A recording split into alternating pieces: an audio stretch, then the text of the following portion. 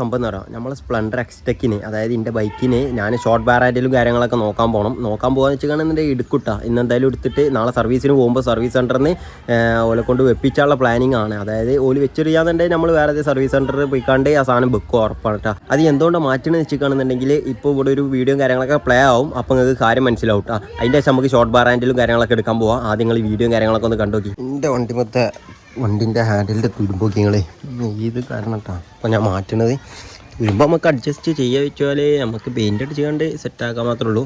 പിന്നെ ഇതിന് ജസ്റ്റ് ഒരു ബെൻഡ് ഉണ്ട് കേട്ടോ.